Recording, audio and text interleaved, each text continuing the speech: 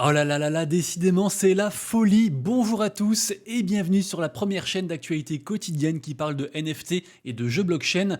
Vous le savez, c'est tous les jours, ça dure un petit quart d'heure. Et pour ne rien rater du meilleur de l'actu, pensez bien sûr à vous abonner à la chaîne.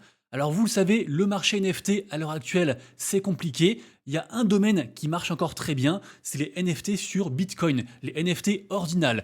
Et globalement, sur le marché crypto au général, il y a un truc qui cartonne actuellement, c'est les meme coins.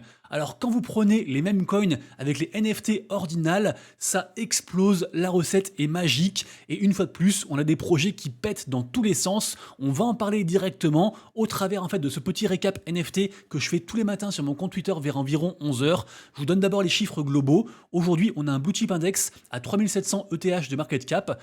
Donc ça, je vous le rappelle, c'est l'indicateur de bonne santé des collections NFT les plus capitalisées sur Ethereum. Ensuite, on a un sentiment de marché à 52, donc légère baisse, et des volumes sur 24 heures à 32,9 millions de dollars. Légère augmentation, mais c'est pas fou. Et donc on y arrive, aujourd'hui le top 3 des NFT qui ont fait le plus de volume depuis hier sont en 1, Rune Pups, donc du token Pups.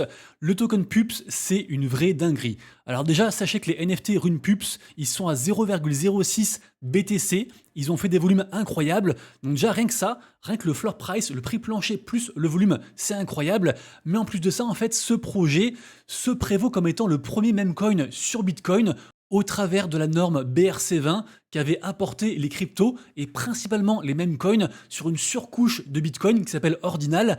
Mais là, en fait, le truc en plus, c'est que ce projet va migrer sur le protocole Rune qui sort en même temps que le halving. Donc un petit peu l'évolution de la norme BRC20. Donc les prochains tokens, beaucoup de gens pensent que ça va exploser et donc forcément les NFT liés à ce projet ont explosé. Le token lié à ce projet a explosé. On a plein de gens de partout qui en parlent. On a un célèbre streamer qui s'appelle Ansem qu'on a acheté en direct. Le truc a explosé. Bref, c'est vraiment la folie. Je vous le répète, là actuellement au niveau crypto, le cœur de l'attention c'est les mêmes coins et au niveau NFT, le cœur de l'attention c'est les NFT Bitcoin. Donc comme je vous dis, on met les deux en même temps et bah c'est un mélange explosif. Ensuite en deux, on a Bitcoin Puppets qui a fait le plus de volume.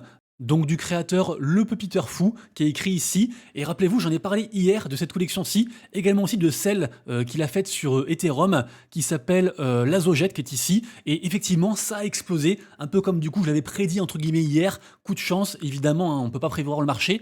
Et en 3, on a Runestone de l'influenceur slash créateur de contenu Leonidas, qui est un des plus gros influx en fait côté NFT ordinal. Il avait airdroppé cette collection-ci. On parle quand même de 112 000 NFT. Le floor price actuel est à 0,05 Bitcoin. Évidemment, ça surfe sur toute cette hype, d'autant que Leonidas a dit que non, il n'y aura pas de airdrop d'un même coin Rune par rapport au holder, au fait de garder en fait d'être possesseur de NFT Runestone, d'inscription Runestone. Non, en fait, il y aura 3 mêmes coins qui vont être airdroppés.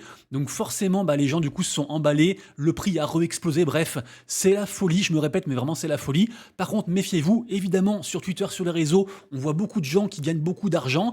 En général, on partage beaucoup plus facilement ses gains que ses pertes. Et donc non, le monde n'est pas tout rose. Il y a aussi beaucoup de gens qui perdent de l'argent. Rappelez-vous que ce jeu, entre guillemets, est un jeu à somme nulle. Donc si quelqu'un gagne de l'argent, c'est que quelqu'un d'autre ailleurs dans le monde en perd. Au final, du coup, c'est équivaut à zéro. Hein, c'est du plus et du moins. Par exemple, ici, il y a aussi beaucoup de scams, beaucoup d'arnaques. Et ici, j'allais dire, on a du coup un projet, le projet Mooncat, qui est un ancien projet très vieux, qui date, je crois, de 2017 ou 2021, un truc comme ça. Enfin bref, un ancien projet NFT qui avait du coup promis un meme coin sur Base. Parce que Base, qui est le layer 2 de Coinbase, marche également très bien, tant au niveau meme coin qu'au niveau d'ailleurs aussi NFT, on en parle juste après. Donc ils ont fait un token, et en fait là c'est une enquête révélée par Goku en partenariat avec Bubble Maps, qui est un très bon outil d'analyse de data on-chain et qui nous révèle qu'il y avait énormément d'insiders qui ont donc eu en fait les nouvelles avant que le token se lance. Ils ont tout préparé et du coup en fait ils se sont blindés alors que les retail, les gens comme vous et moi qui sont arrivés après, forcément c'était plus compliqué pour eux. Donc vraiment méfiez-vous, il y a toujours des arnaques. Mais oui, régulièrement on voit des projets qui explosent et je pense que ça va continuer au travers de ce bull run. Évidemment, on verra plein de projets exploser, plein de projets se ramasser Et évidemment, en fin de compte, il faudra avoir le cœur solide. On continue ensuite sur Base, donc, avec deux collections NFT qui ont surperformé le marché depuis hier. Elles sont toutes récentes, elles sont sorties il y a moins de 24 heures, en gros. On parle d'abord de Base Punks, qui était presque un free mint. Ça coûtait genre 0,008 ETH, un truc comme ça. Et là, on est sur un floor price à 0,63 ETH, incroyable. Et seconde collection, c'est la collection Swatch by JVMI, qui coûte 0,13 ETH. Et pareil, ça s'est minté, je crois, sur OpenSea à 0,01, un truc comme ça. Donc c'est un x13 assez impressionnant. Cette collection qui fait évidemment référence à tout ce qui est VeChain de l'artiste Jack Butcher sur Ethereum. Et la première, bien sûr, fait référence aux CryptoPunks. Donc vraiment, il se passe encore des choses. C'est pas parce que le marché NFT est compliqué qu'il y a zéro opportunité. Il y en a. Parfois, la meilleure chose à faire, c'est d'être patient et de ne rien faire. Mais tout de même, avec le recul, on voit des choses très intéressantes. Sachez aussi, en info en bref, qu'aujourd'hui démarre le Hong Kong Web3 Festival. Donc peut-être qu'il y aura une grosse annonce par rapport à un projet. Faudra, je pense, suivre un petit peu ce qui se passe côté Twitter.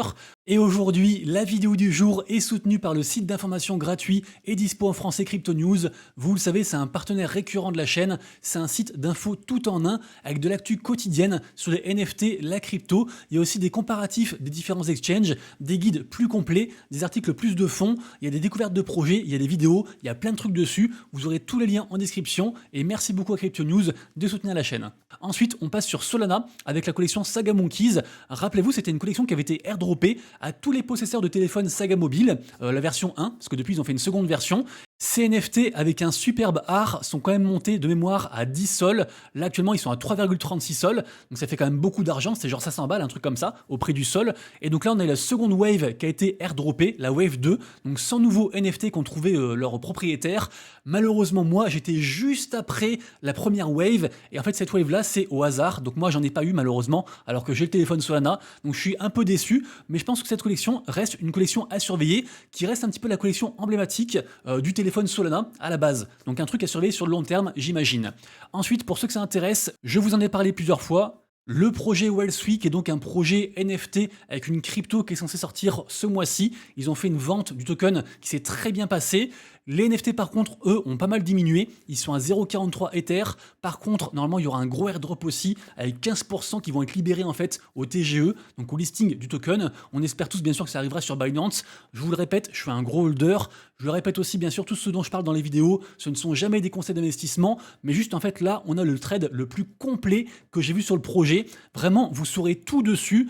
Je le répète dans les grandes lignes, c'est un projet qui va en fait proposer une plateforme gamifiée, voire une application gamifiée avec nos NFT en tant qu'assistants qui vont nous aider en fait à avancer dans notre journée de bien-être, à savoir voilà, je me sens fatigué, qu'est-ce que je peux faire? L'assistant du coup va vous dire bah fais ci, fais ça. On peut aussi, si on souhaite, partager certaines infos qui sont liées à notre santé de manière décentralisée via la blockchain et être rémunéré en fonction avec le token du coup de l'écosystème. Bref, c'est un projet que je suis attentivement et donc là vous avez un super thread avec tout ce qu'il y a à savoir, donc n'hésitez pas à aller faire un tour dessus.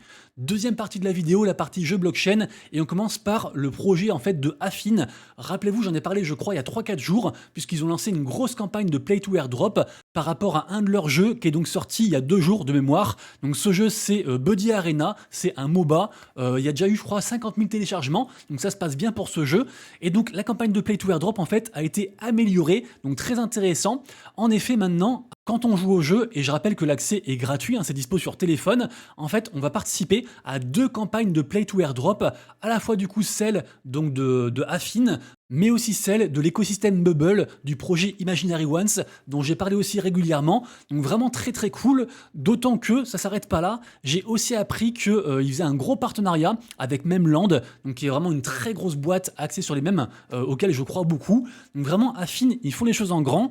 Je rappelle aussi que ceux qui sont pas intéressés par Affine mais intéressés par Bubble, Bubble il propose un jeu en mode Fall Guy, c'est aussi dispo pour tout le monde et de manière gratuite, et ceux qui jouent vont aussi percevoir du airdrop. Donc toutes les infos du coup sur ce tweet pour tout savoir, mais vraiment c'est 2 projets très intéressants qui en plus s'entremêlent, donc on est content. On passe ensuite à Chronoforge. Alors Chronoforge c'est un jeu d'action RPG, je crois que je vous ai montré quelques images ici pour ceux que ça intéresse. C'est un jeu que j'aime beaucoup, ils ont quand même levé pas mal d'argent et en fait ils vont faire un free mint, ce qu'ils appellent un season pass. Ça arrive le 10 avril, donc donc très bientôt. Il y aura a priori pas mal de tokens Rift à gagner au travers de ce Season Pass. Et donc si jamais ça vous intéresse, sachez qu'il y a genre 5 pauvres quêtes à faire pour être qualifié, pour pouvoir minter après en avril, le 10 avril dans 4 jours. Donc n'hésitez pas à le faire, ça prend 30 secondes. Et Chronoforge, pareil aussi, j'ai envie d'y croire, donc on suit ça. Et pour terminer, on parle de Dogami. Rappelez-vous, j'en ai parlé beaucoup, j'ai beaucoup joué à ce jeu, c'est des courses, ça ressemble un peu à un Pegaxi, pour ceux qui se rappellent. De base, Dogami, c'est un peu une sorte de Tamagotchi sur la blockchain. Là, ils font du coup ce qu'on appelle les championnats du monde. Il y a 50 000 $ à gagner à partir du 9 avril. Pour ce faire, il faut forcément avoir un chien. Et donc là, tous ceux qui ont joué à la première phase, ils ont reçu leur chien. On a pu du coup les unboxer, les révéler. Donc il y a différentes raretés. Et quand même, alors moi, j'ai pas eu de chance, j'ai eu 2 bronzes. Donc c'est ceux qui coûtent genre 20-30 matiques. Mais j'ai vu des personnes qui ont chopé carrément des golds, voire des chiens légendaires, des chiens diamants. Et ces chiens diamants se vendent environ 1000 matiques, donc quasiment 900 $, donc incroyable, pour un truc gratuit sur lequel on a joué une semaine 10 jours, c'est quand même plutôt cool, et donc bravo à tous ceux qui ont gagné quelque chose. Les amis, du coup, c'est tout pour moi, la vidéo est plus courte le samedi.